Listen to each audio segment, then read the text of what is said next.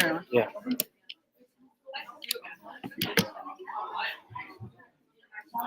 Assalamu alaikum. Inshallah, we'll get started. Thank you everyone for coming. My name is Safir, and I'll be giving a short presentation about Muslim.finance. It's actually a website. It's a one-page website that you can check out, but then we'll walk through a few slides about some of the aspects. Just a quick disclaimer that I'm not a financial advisor.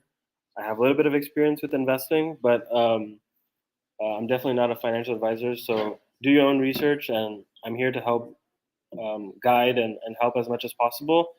But I don't provide any like financial advisor services as an individual.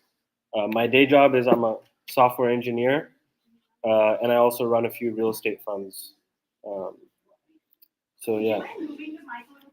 Closer? Okay. Let me put this.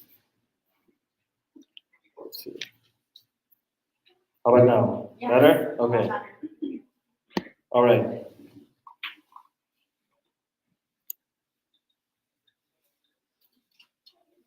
There's a webcam interface, like a hosting interface that I have to adjust also. That's why. So we can go to the next one.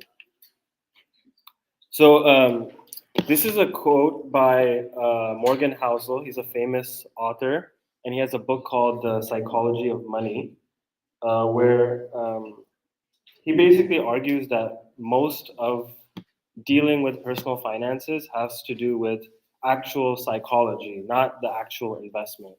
So he says in his book, few things matter more in investing than understanding your own time horizon and not being persuaded by the price actions caused by people with different time horizons. You know, a lot of the times you might hear someone say like, "Oh, I made this much money in the stock market," or um, you know, "This thing went up by so much in a short amount of time." But you have to assess what your time horizon is, and that's going to be different than other people.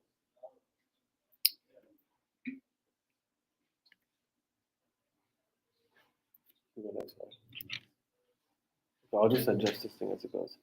Okay, so once again, I'm not an expert in investing, but I've been investing for I don't know since earlier than 2015.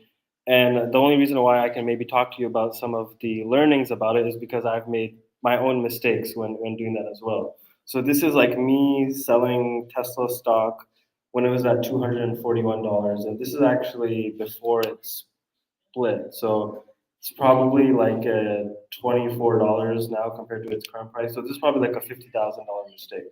And there's a lot of other ones that I've definitely made as well. The point being is that here's what about is again the time horizon that you have. So on my website, I talk a little bit about this too, but there's kind of like 6 key elements to financial peace. The first one is to decide what your budget is, right? So, decide like this is how much my rent, or this is how much my mortgage is, this is how much my car payment is, this is how much like grocery or whatever expenses that you have, and add all that up and decide whatever budget that you want to do. And then I would say that you should be at least saving about 10% of your salary on a monthly basis. And if you have any debt, I really encourage you to prioritize eliminating that first, whether it's credit card debt, student loan debt, whatever it is. Uh, Interest rates are whatever, anywhere from like 5 to 7 to sometimes even 10%, depending on the student loan. And that will always be more valuable to pay off than investing first. The fourth thing is like if you have a 401k through your employer, most employers there's something called like a safe harbor rule where they are recommended to match. So most 401ks actually match. So at a minimum, what I would recommend is that you at least match to whatever your employer is able to do. And then set goals for what you need, house, car, etc. And then try to save at least 10% of your salary every month as well. And I'll walk through the next slide of what this actually practically means. So the easiest way to do like your budgeting, I don't know where it is. Maybe the next slide. One second. Okay. I'll come. Yeah, we're fine. Can you go to this slide? Real quick? Yeah. Skip to like three, two other ones. Yeah, perfect. That one, that one. Yeah.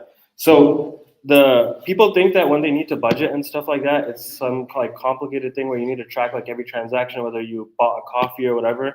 The easiest way to do so is that monthly budget that we talked about. Just put that in one checking account, like from the direct deposit that you get from a salary. Like let's say the budget was $3,000, or in this example, it's $6,400. Put $6,400 in your main account, and then just create a separate checking account and put the rest of the money in. That way, you'll know automatically if you go over your budget, you'll know automatically that something is wrong because that initial account, that main account, will have a negative bank balance, right? If you put all your credit card payments and stuff like that over there. So that's the easiest way I would recommend you to do budgeting, and then you're not going to be, keeping track of every little transaction that's going on.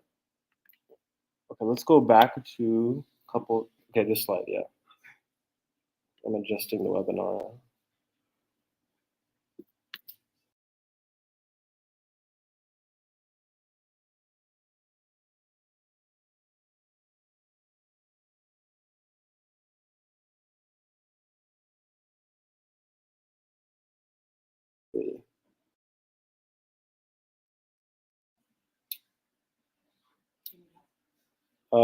It's just slow. One second.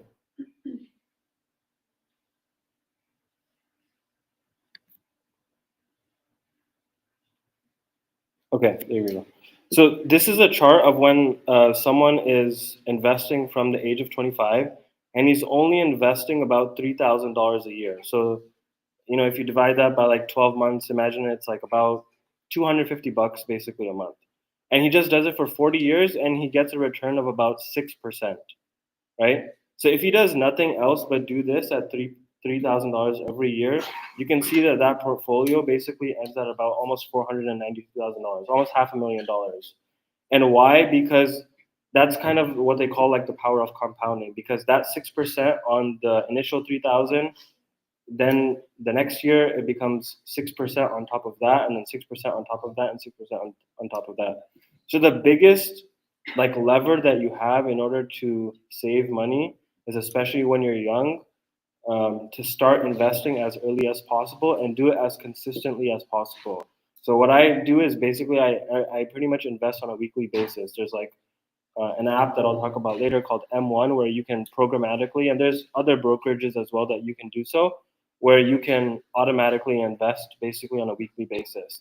And that just forces you to take the emotions out of it and just build that recurring habit of investing your money. We can go to the next slide. So I think we kind of already talked about this already. That have one main account where you have put all of your budget in, and then create a secondary account and create a checking account so that there's no interest being collected basically on that versus a savings account. You can go to the next slide. And I think we covered the breakdown, so let's go to the one after.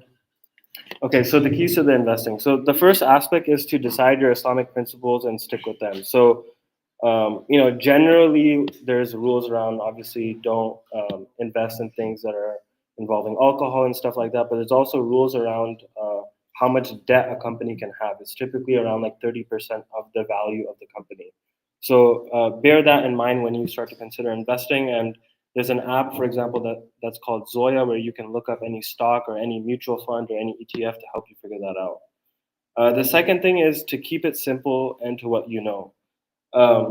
This is the thing I think that people get wrong the most, is that they think that there's some elaborate plan that you need for investing, when often the best investments are passive, long term, and something that you're not actively trading.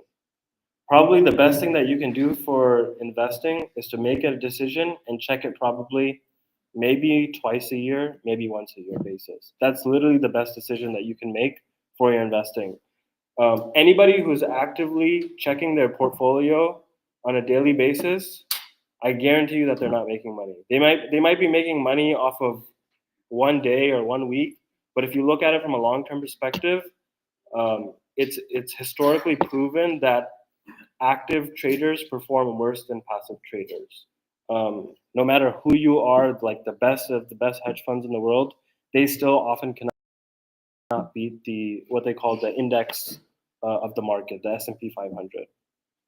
And then we kind of already talked about it last time. Automate for consistency. When you build a habit and you have it automatically being done, it's not something that you have to manually do, and it's something that you just forget about it. Next.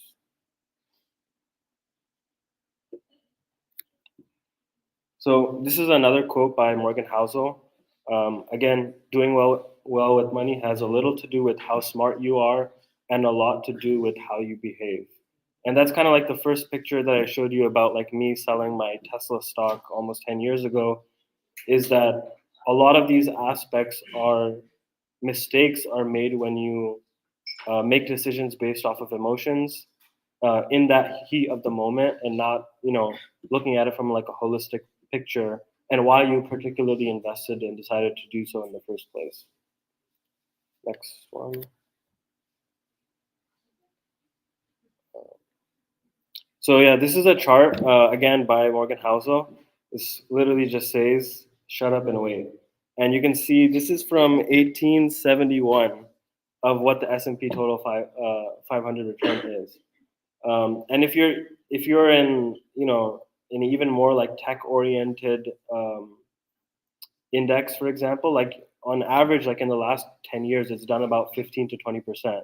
Even I'm sure many people have heard of Amana mutual funds is like one of the best halal mutual funds out there. It's on average done about, I think, 17% in the last 10 years, right? So again, I can't emphasize this enough. Everybody thinks that there's some like magic formula to investing. The magic formula is to shut up and wait and just invest consistently and do it passively. It's what probably people do the least and what people should do the most. Next one. So I think the other thing that people get wrong, and we'll talk a little bit about this of like how to actually create a strategy, is that they think that the best solution for investing is to always chase the highest number of like the return figure. So they're always looking for like what is the investment that's going to be like 12 or 13 or 14 or 20% returns, when often it's almost the higher the return profile is, generally speaking, the more riskier that investment is. Now that doesn't mean that you should not invest in those type of things, but it's crucial to make a strategy, and I'll walk through in a minute of like how to potentially do that.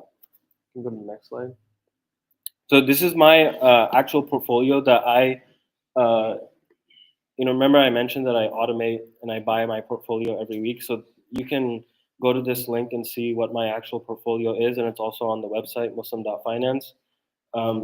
If you don't know what an index is, an index is basically like a tracker of all of the stocks in a market. So there's, I think, three or four major markets: the S&P 500, Nasdaq. These are all kind of markets where companies are listed, and the QQQ is an index that basically tracks the top 100 stocks from NASDAQ.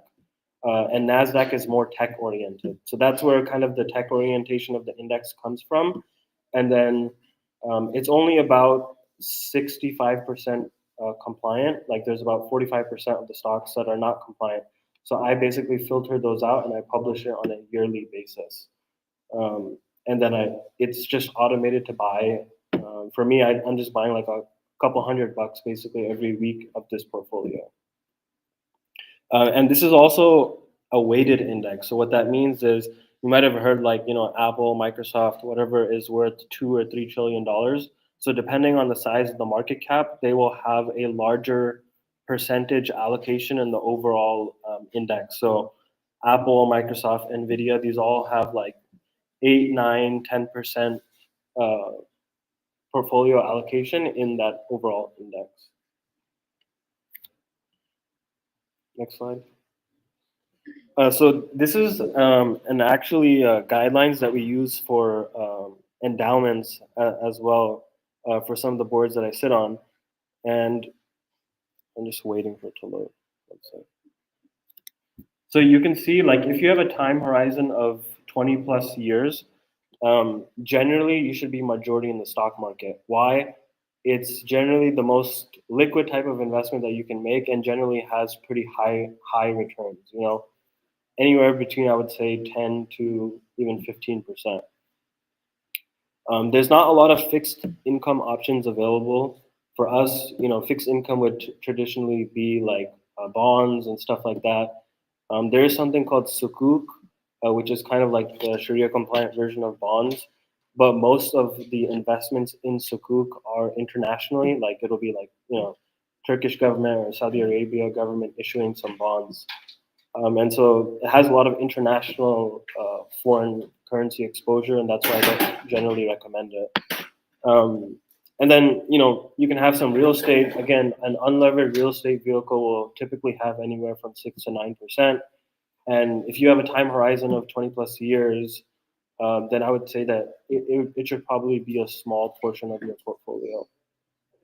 And then as you get older, you can't necessarily take the chance of the volatility of the stock market, right? So the stock market does very well generally, but it's also extremely volatile. Like in any given year, it can go down 20 to 40% even. And so as you get older, as you're reaching like retirement age, you can't take that risk. And we also, as Muslims, don't have any fixed income option available.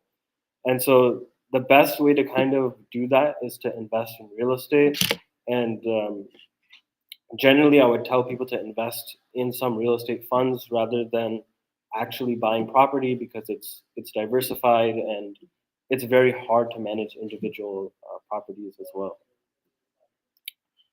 Next one.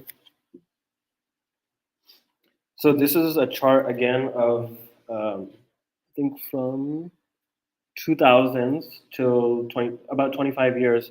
So you can see QQQ, that's the index that I'm based on. That's done about 1,400% in the last 25 years. So that would be whatever, 25%.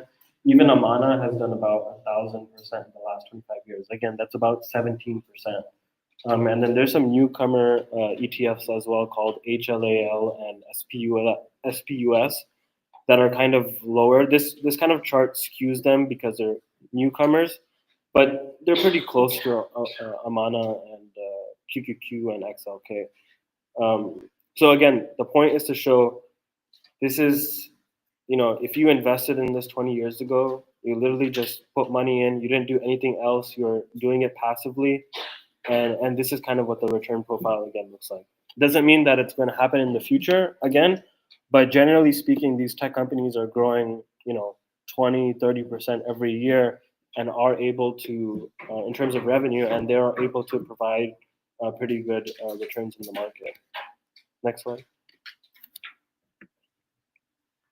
So I mentioned this earlier, but I think it's really important. Since there's no fixed income option available, our community and like our parents and the older generation is really at risk because of that.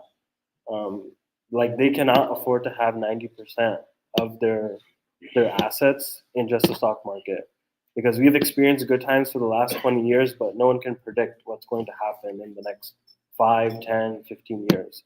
And so I really strongly recommend, as you get older, take money off of the table, put it into something like, keep some in cash. You can even consider putting some into like commodities like gold and stuff like that. And then also try to either invest in sukuk or some type of real estate to be able to get some passive income.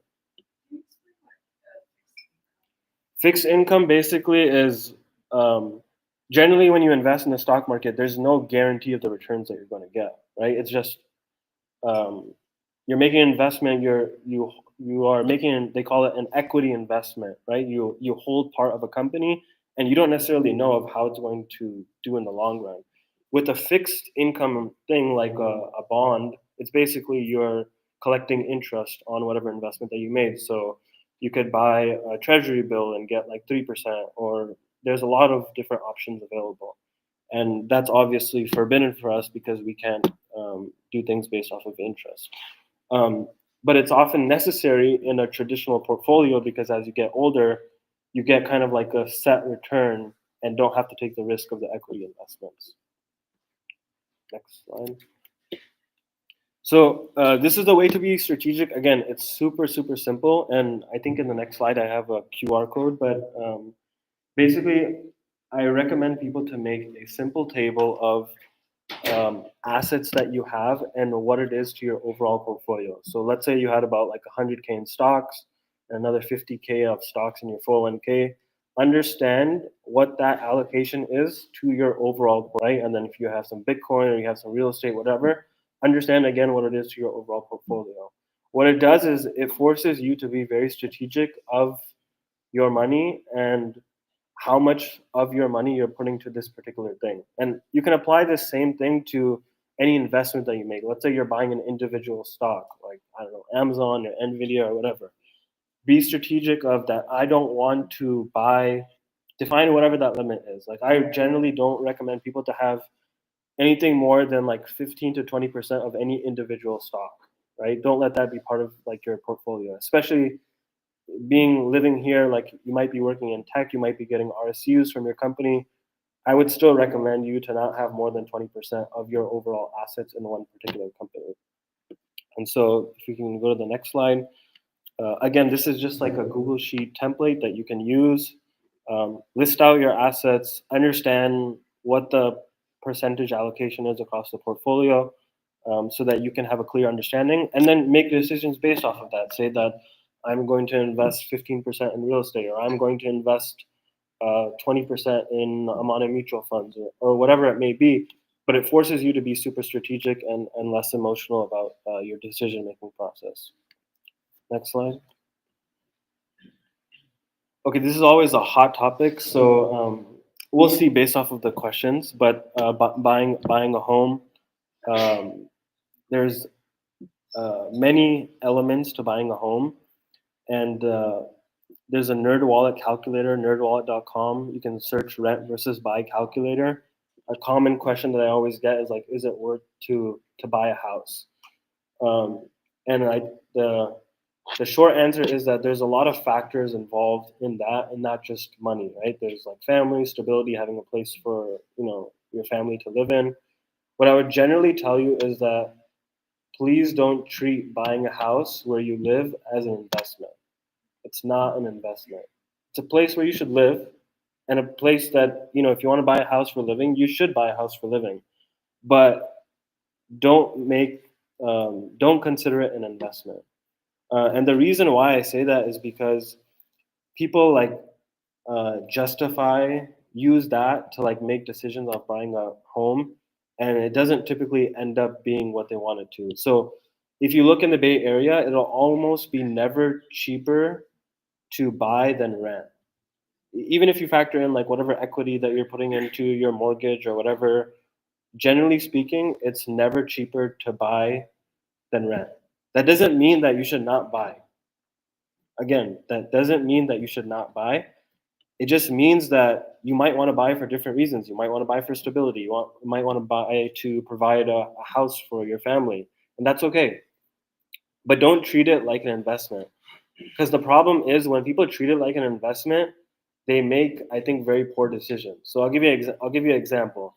Like, let's say you're in your 60s and you have a 2-story or 3-story house. Realistically speaking, you probably shouldn't be living in that house, because if you fall on the stairs, God forbid, it creates a tremendous issue for you in terms of like medical problems and stuff like that. But because people sometimes have this lens of, this is an investment for me, they make poor decisions of where that they should live. Probably the right thing for you to do is sell that house, pay the taxes, whatever needs to be done, and go live in a single story house. But people don't want to do that because they're very fixated that this is kind of like my investment and my like retirement egg. The second piece of that is that it's generally an illiquid investment. Like, you will not realize the value no matter how much it appreciated, because you would have to sell it, and that's also where you're living. And so there's many other factors to it, but point being is that really consider it for a place that you want to live, and not necessarily an investment. In terms of like um, what to do in terms of like mortgages and financing to buy a house, we can discuss it if that's of interest. But like there's many major like UIF guidance, Devon. These are kind of like the conventional Islamic banks. And then here in the Bay Area, we also have Amin Housing, which is a co-op um, that provides kind of a debt-free model. And then one of the real estate funds that we run is called NIA, which also provides a debt-free model for buying a home. We mostly actually do not operate in California. We operate in other states. But Amin Housing is a fantastic option for people living in the Bay Area. Next one. Okay, another thing to consider is once you start having children or once you start having any assets, I really strongly recommend you to create a living trust and a will. It's typically like one document. Um, the rules on Islamic inheritance are actually pretty well defined. You have to follow like a pretty set standard of guidance. There's a company that you can use called I don't have any affiliation with them. They're called ShariaWiz.com, ShariWiz.com, where I think it's like, I don't know, $500, where you can go to their website, enter all the information that you need, and basically create a will and a living trust. What a living trust is basically is that you move all of your assets into that trust. It's kind of like a pass-through entity, but what happens is that when you pass away, the will basically can just list out like where the assets should be distributed as part of the trust, and so that your family doesn't have to go to like probate court and stuff like that in order to deal with that when they're already in a difficult time. So that's kind of what the living trust provides. Next slide. Okay, so how many of you have RSUs as part of your job? Raise your hand. Okay. So if you have RSUs as part of your job, it's called restricted stock units for people who don't know. Basically, you're getting compensated from your employer with stock in your company. And I think there's two major issues that people face in this. Number one is that they're often over concentrated in that stock. They own too much of that. Like let's say you work at Amazon, you're getting stock on a quarterly basis or whatever, and it ends up making like 30 or 40% of your assets, right? So the thing what you need to do is sell and diversify basically that investment. That's number one. Number two, the problem becomes like, well, you might have gains when you actually sell that. So what I recommend people to do is you can basically donate whenever you want to reduce your exposure to a particular company. The kind of cheapest way from a tax perspective is you can donate that stock. And the company that I found that does this the best is called CharityVest.com, and they run something called a donor advised fund. It's free. Basically, they streamline the process of taking investments either via stock or via cash. And then once it goes to the donor advised fund, then you can donate it to any organization from there. And so the Charity Vest is a nonprofit itself. So the other advantage is at the end of the year, you basically only get one tax receipt from Charity Vest. And then, whoever that you decides to donate to, that's all kind of handled by Charity Vest. And then they also have monthly donations. So I just literally, like on a quarterly basis, if I have overexposure to a stock and I want to reduce that, I'll donate some stocks to Charity Vest, and then I'll make monthly donations, or especially now that we're coming up to Ramadan, do my zakat and stuff like that from Charity Vest. Next one. Okay, so some books that I recommend. One is The Psychology of Money by Morgan Housel, which we talked about. And the second one is, it's a horrible title, but it's actually a pretty good book. It's called I Will Teach You to Be Rich by Ramit Sethi. And if you don't like books, he also has a Netflix show that you can watch. His book is about how much less about money than you would anticipate. Similar again to Morgan Housel, which is about the psychology of money as well. Next one. And then the website is muslim.finance. has like a little bit more detailed guide of what I walk through. And then I also have a Twitter where I sometimes post stuff. And now I'll open up to questions if you have. People always have great questions. So yeah, thank you. I have like a general question. So, if someone were to buy stock that's you bought it not knowing it was haram, and now you know it's haram, you made money on the stock already. What you know the rights rulings of what you should do? Yeah, you have to purify that. So just search on Google Zoya purification, and Sheikh Joe Bradford and Sheikh Umar Khan. They have a guide for like what the procedure that you need to follow for that. I don't know the procedure on the top of my head, but they have a very detailed response to that. So just search Zoya, the app that I also mentioned, where you can look up stocks whether it's compliant or not. Zoya purification guide, and you should be able to find it. If you work at a company that issues you stuff that's not Sharia compliant, is it halal to work there? Can you, when you sell, get it? I don't know the honest answer. Sheikh Umar Khan, he works with me on Muslim.finance actually, and you can email him. So let me, if you email info@muslim.finance, he'll get the email as well, and he can respond to you on that. Go ahead, go ahead. What platforms do you like suggest that we start investing, like use to invest? Like, what do you think of Robinhood? Okay, so yeah, good question. Um, I would say that the what platform you should use is whoever that you bank with often is kind of the easiest one. So if you bank with Bank of America, they have something called Merrill Edge. It just makes it super easy to transfer. If you have Chase, they have a brokerage account too. If you don't have either of those, then Schwab is a good option. It's free. Um, the reason why I don't like Robinhood is because it just kind of like gamifies everything, and then you just get super like emotional about it. Um, but I think they do have automatic investing that you can do, like buy a stock every month. So if you can maybe use Robinhood and then delete the app and not look at it for half a year, then I would recommend that. Or I use M1, which basically just allows you to create like a portfolio of stocks and then buy that every week. Um, but if you're just getting started, honestly, if you have Bank of America, just open up a Merrill Edge account and buy Amana. Um, I recommend people to buy like Amana Growth. It's AMAGX. That's the mutual fund Amana, and it's again done about I think 16 or 17% return over the last like 10 years.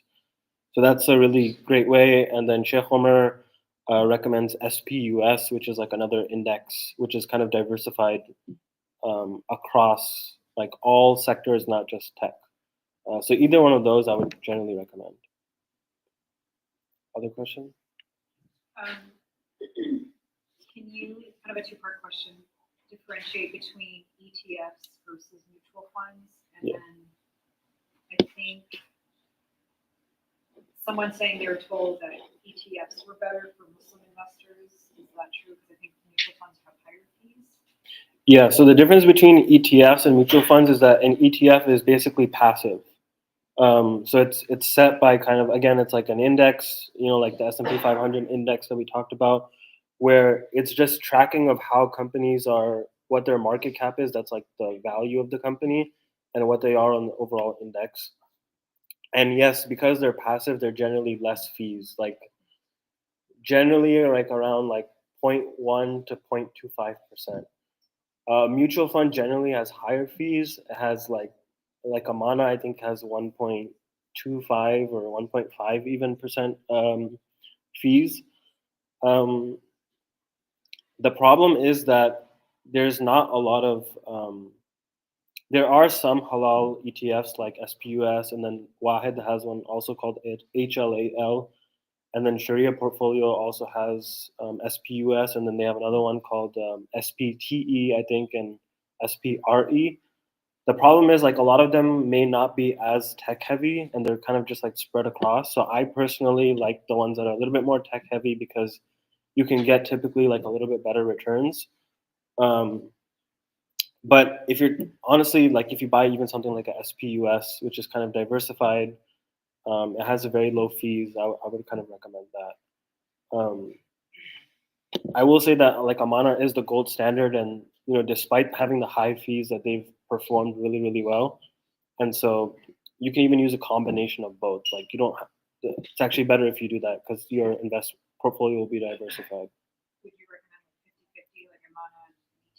Yeah, so like I would say Amana growth is going to be especially a little bit more aggressive. So you could do like something like 50% Amana growth and then 50% SPUS or HLAL.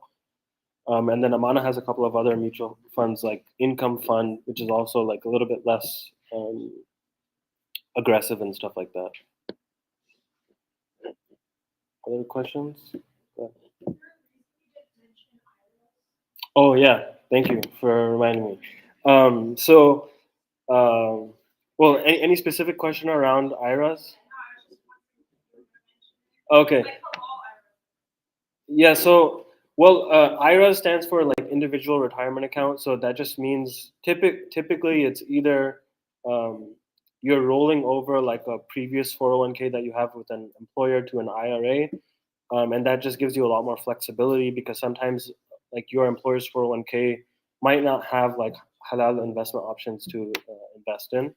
And then there's something also called Roth IRA, which you are eligible for if you make, I think it's on the website, Muslim.finance, but I think it's a 180K or 230K if you are married. And that basically means that like a traditional 401k is you're putting pre-tax money. So before you get your paycheck, the money is going into the 401k, and then you have to pay taxes on it at the end when you take it out. A Roth IRA is that you're putting post-tax money. So it's money that you would have, got in your checking account, and then you're putting money into the Roth IRA account. And then you don't have to pay taxes when you actually take it out later. And so it's super advantageous, but it's typically only like if you're under the income limit. So if you are under that limit, then I would highly, highly recommend it.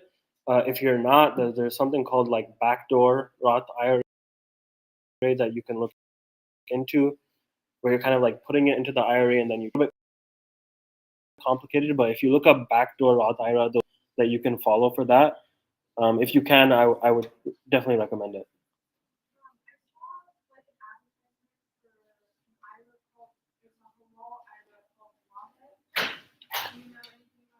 Yeah, so Wahed is basically like they call it brokerage account. So like a Merrill Edge or a Robinhood or Wahed, these are all like brokerage accounts.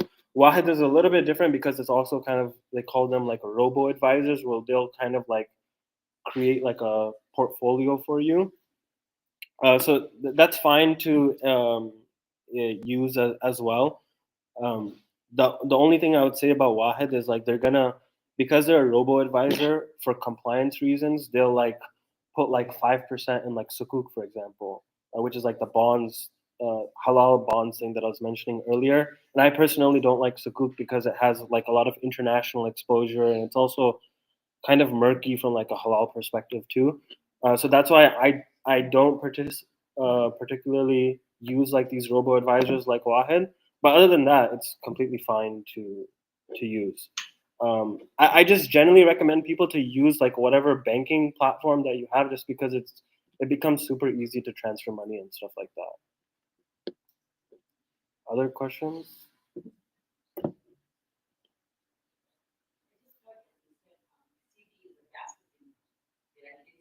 Say it again.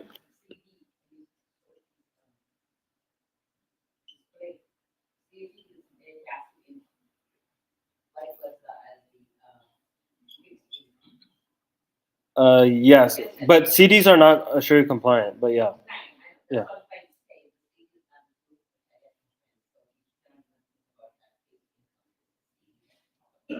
yeah. That's right.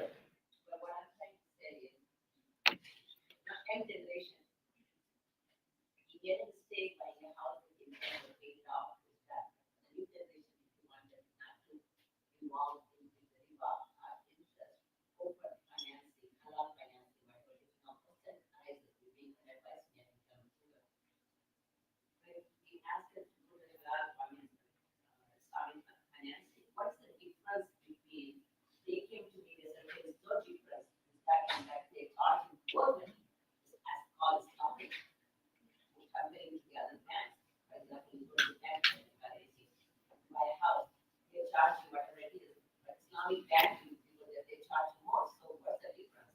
So we have to pay more.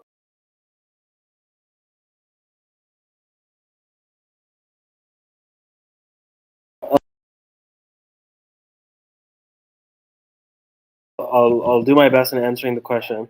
So if you look at these like Islamic banks like UIF or Guidance or any of the other ones, um, the payment that you have to pay essentially is based off of the interest rate. They just call it profit rate.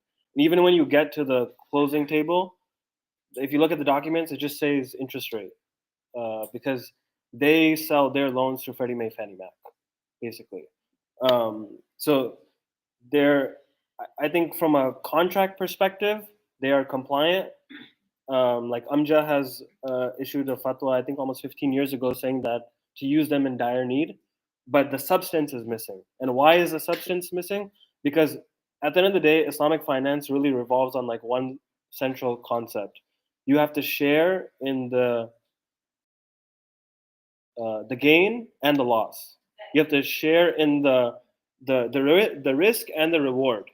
And when you get a loan with the bank, whether it's a bank, you are holding all responsibility for the risk and the reward. If that property goes from 1 million to $2 million, you get that gain, all of it.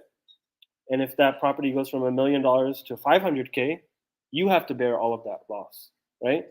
Um, and it might sound good when the property goes up, but at the end of the day, it's not compliant because that person who provided you capital did not share in any risk. He just gave you money for money, right? That's the concept of riba. So here in the Bay Area, we're blessed with, Amin Housing, which is a co-op. It has its challenges. It's a co-op and it has a waiting list for you to buy a house. And then we also have one called NIA, but we again operate in other states. But we share in the risk and the loss. So if the house goes down, we share in that, and our payment is not. And same with Amin Housing is not based off of interest rates. It's based off of rent of whatever that house is. And so Amin Housing also shares in expenses for the house by giving you a discount on the rent, so like taxes, insurance. For NIA, we just share for it proportionally, but the concept is similar, where we are participating in the costs and the expenses of the house. So that's basically like the core difference per se. But again, there's challenges with Amin Housing and our model with NIA is that we don't sell to Freddie Mae, Fannie Mac, so we have to raise capital to do that. So we have a 2-year, 3-year waiting list basically because of that. So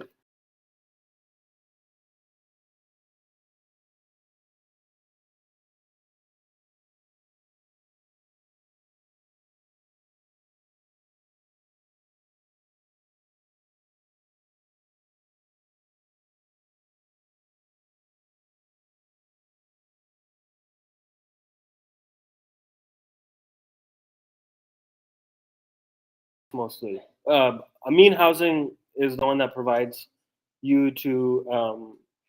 They help finance basically.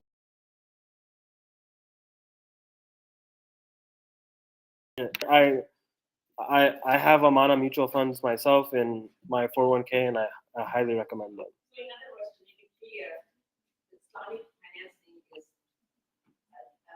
taking risk as well as loss and gain. So it's okay to invest over there at another bank, but the banks are not involved in risk. So that's why it's not allowed for us to go to the other bank, but go to Islamic, even though they charge more. That's what it is. No, even the Islamic banks today, like UIF Guidance, they do not participate in risk. They do not participate in risk.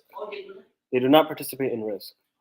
The only models that I know that have done this in the U.S. is Amin Housing and NIA are the only ones that participate in risk. So if you just search like Amja home financing fatwa, it's a 15-year-old fatwa, but basically only one company is allowed in their fatwa, which is Amin Housing. All other companies, generally speaking, are to be used only if you have a dire need. Guidance is classified as you can use in the case of dire need. Those are their words, not mine. Yeah. Other questions? Go ahead. Can you touch on investing in real estate? So in investing in real estate, it's typically like buying like rental income property. I generally recommend people to not do it on their own. And I'm not just saying that because I have one of my jobs is managing a fund. I say that also because you typically when you do that, you're just buying like one house in an area, and you would have to buy that house outside of California because in California the prices are so expensive to the rent that you get. So you have to buy outside California, and then you're probably just gonna buy like one property for like I don't know $200,000-$300,000, and there's all types of like problems associated with that, like who's gonna manage it, how do you get a property manager? That property manager probably doesn't care about you because you only own one house, and there's kind of several other ramifications of that. Um, so that's why the fund structure is better because let's say you invested $100,000 or $200,000 in a fund, your investment is generally diversified across several houses rather than just one. So like Amin Housing is a co-op. I'm not endorsing Amin Housing, but I think they've been around since 1981. They've given about like 4 to 4.5%, and they've been like phenomenal.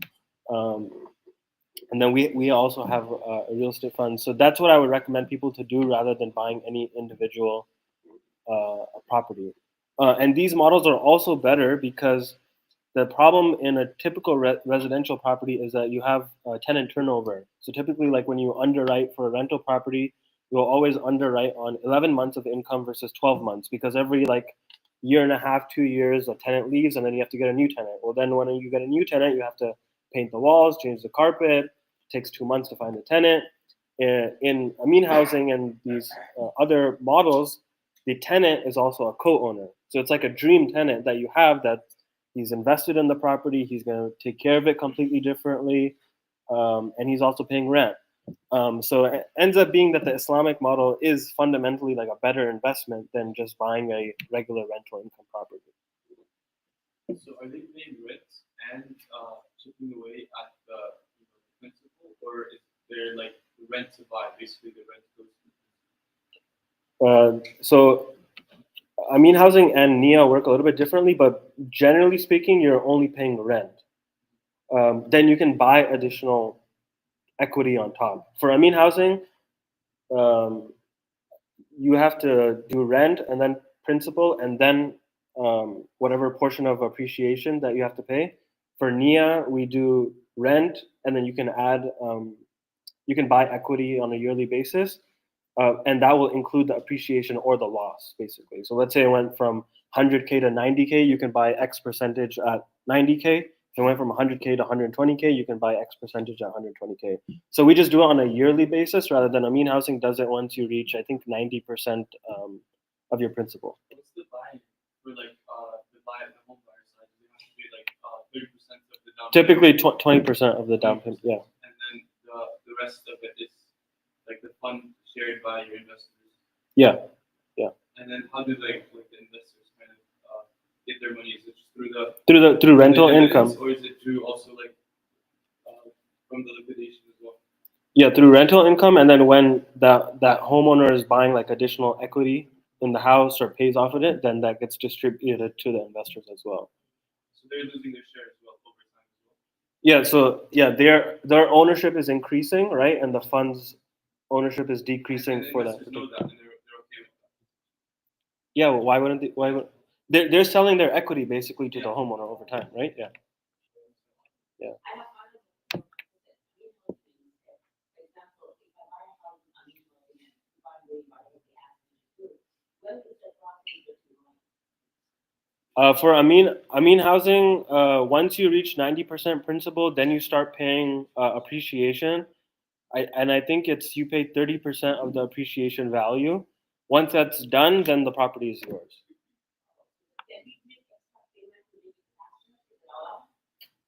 I don't know all the details about Amin Housing, but I'm pretty sure that you can.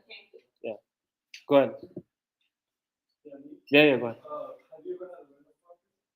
Yeah, I've had 100+ rental properties. You personally? Yes, Where were they? in Michigan. Our first 4 real estate funds were in Michigan, where we had over 100 properties. Did you have any in California? Yeah, I used to have in Modesto, and I sold it. Yeah. How much was you making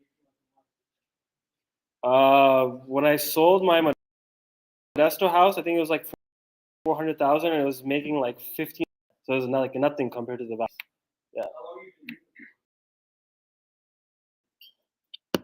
been 10 years. Our Modesto houses, I think we bought in 2007. Yeah. Good. From your perspective, what do you see like the biggest need or like maybe the gap between Islamic finance and traditional finances? Like what do you think could be most improved in Islamic finance?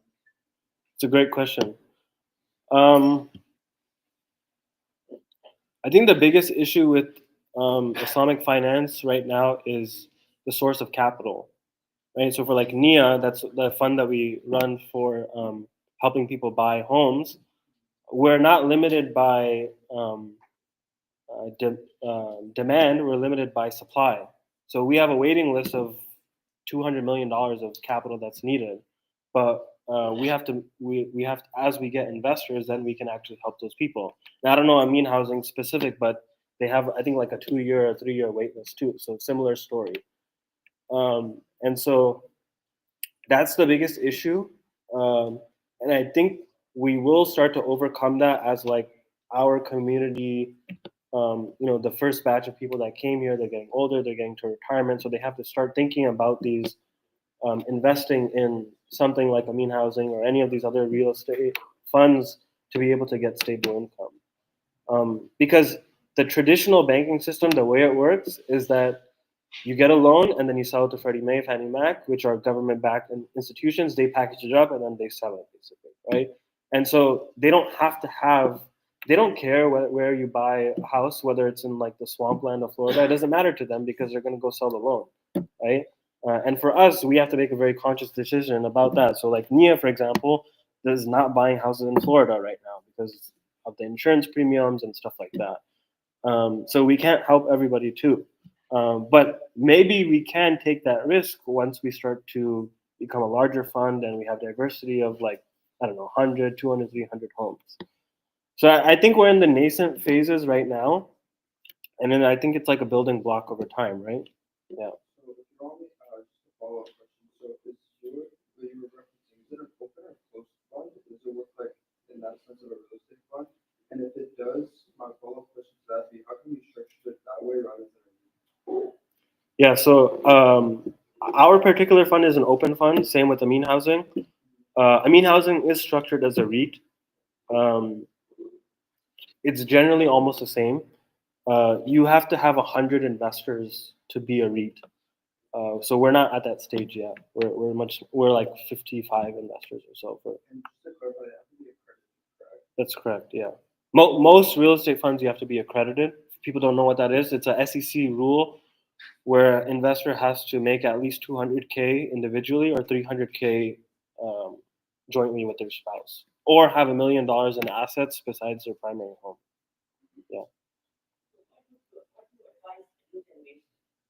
So how do you live with people say that they're working for so much, but the youth generation how to live with coming ahead in this thing? In which way? I mean, I would recommend people to start investing in like Amana mutual funds and or some of these other halal ETFs. That's what I would start with and do it consistently. And then I can't tell you how to buy a home with what mechanism. You have to kind of make that decision on your own, and see if it something that meets like your kind of like dire. I would say for a young person right now, like 90% should be in stocks. What? Yeah, mutual funds or ETFs. Once you reach, I would say like 500K of assets, then I would consider investing in something like real estate. 500K. That's when I would start to consider diversifying beyond stocks. Go ahead. For Amin Housing and Media Housing, as you pay your housing, you build the equity in case of default or in case you want to sell? I'm not sure about Amin Housing, but for NIA, the standard payment does not include equity. So there's no obligation to buy additional equity, but you can buy additional equity every year. So the only mandatory payment that you have to make is rent plus your portion of expenses, insurance, etc. And then you can buy additional equity every year. I'm not exactly sure about Amin Housing. Yeah, it's the same. Yeah. You charge 7% every year on top of the rent for equity buy. Oh, okay. Other questions? Yeah, are you a realtor? Or, I'm not a realtor, no. so, but you had 100 plus. Yeah, I managed a fund that had 100 plus, multiple funds that had. Like, my question is, did you personally like own properties that you went down? Oh, not me personally. I mean, That's why I actually said yeah. So. oh, our fund that I manage owned like 100. We owned 100 plus rental properties.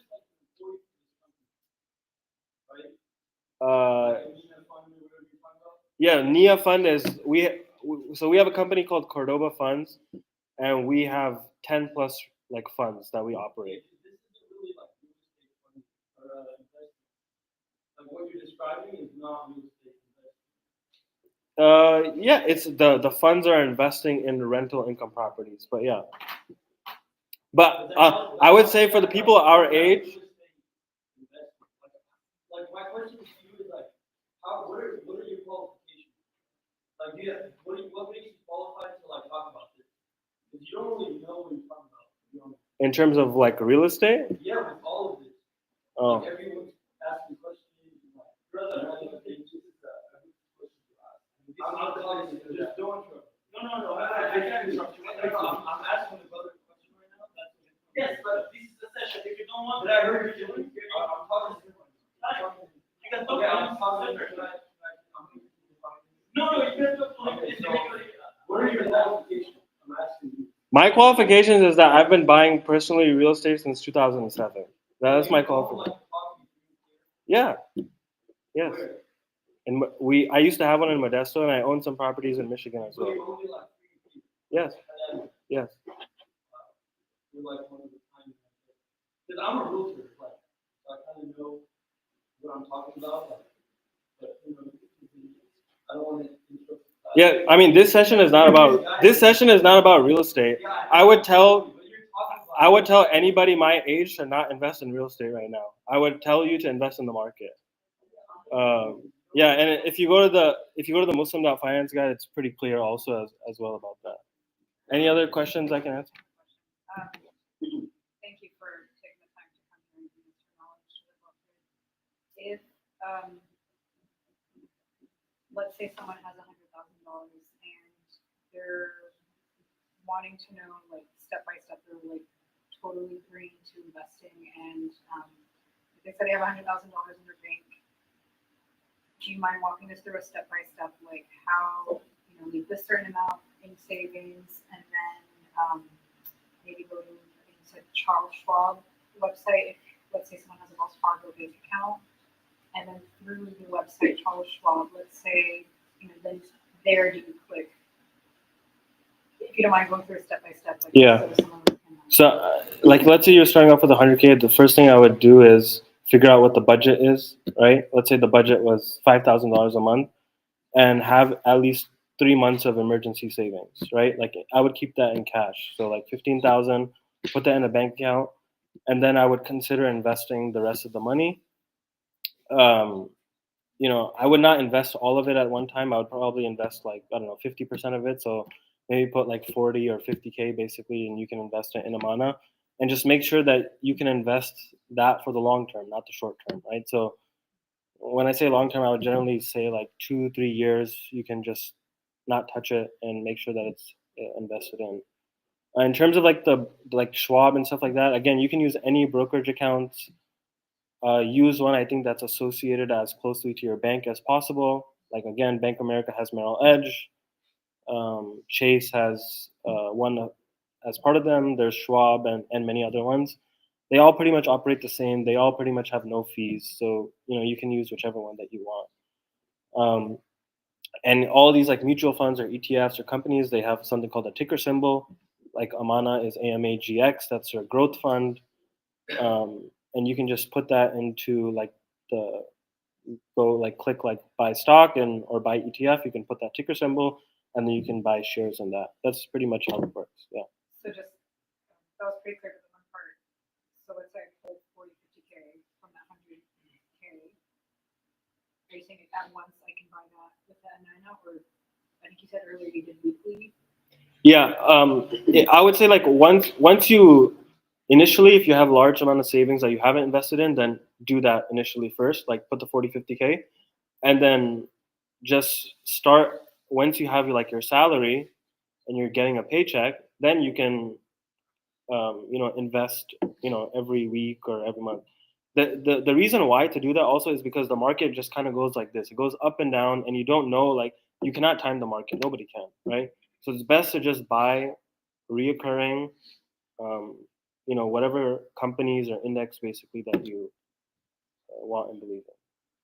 Go ahead, brother.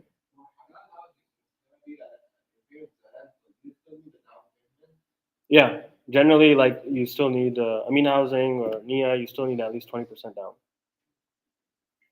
Yeah. Other questions? That's it? Go ahead. Can you make this slideshow public or share it to the chat or something? Yeah. Sister Honey, can you do Yeah, that? we can put it on the, if you're part of the Yassine, or to also website. we can put it. Yeah, or the WhatsApp. Yeah. Other, go ahead. Sorry, I couldn't hear you. Can you say it one more time?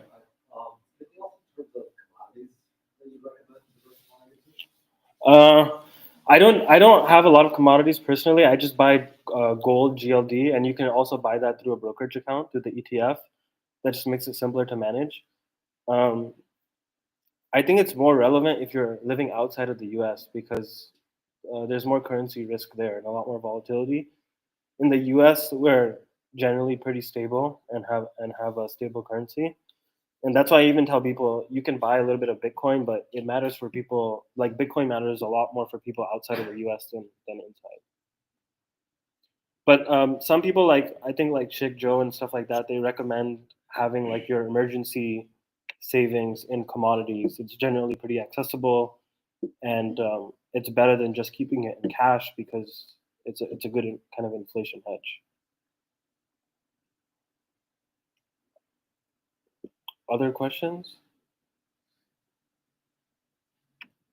I'm pretty sure that was on the slide, but what percentage did you say like was a good like benchmark for commodities in portfolio? For returns, I don't think I had. Oh, this one. I don't think I had actual return figures for the.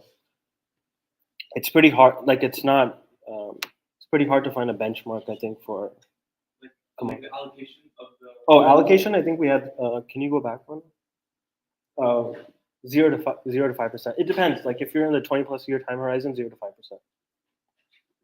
I think so. Once you get older, like, an alternative, if you're not investing in real estate, is to buy commodities. Also, that would probably have some sort of value better than just cash.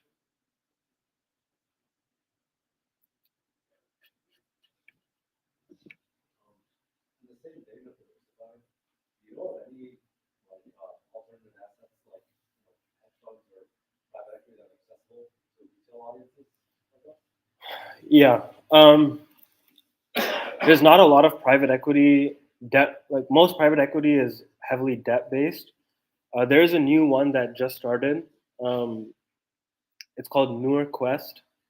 They just did their first project though, and they bought like an industrial cleaning warehouse company. I think you're going to see more and more of this soon, but generally these are private funds. They're not public funds. So you have to be accredited, and you have to invest typically like 50 or 100K. Yeah, I think I guess before that I would just do stocks, real estate, commodities, and then once you have significant assets, consider that basically.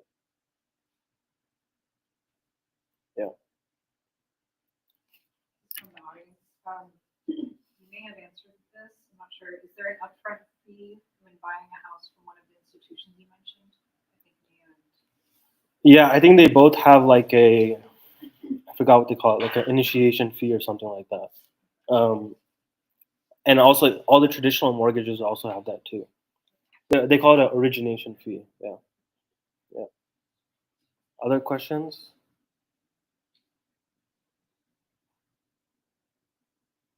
No?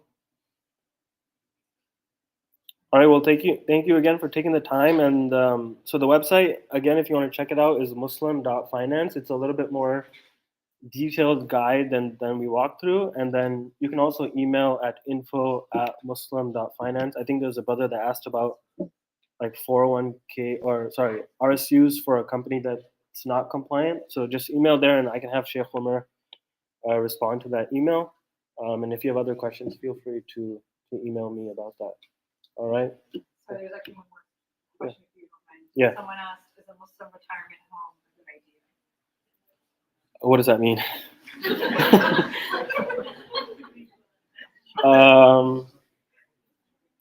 guess I'm. investing in one?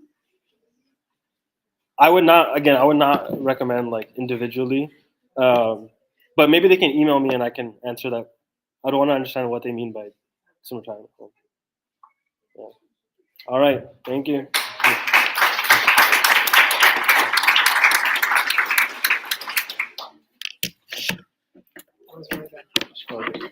This thing was a little bit problematic in the beginning. And I'm so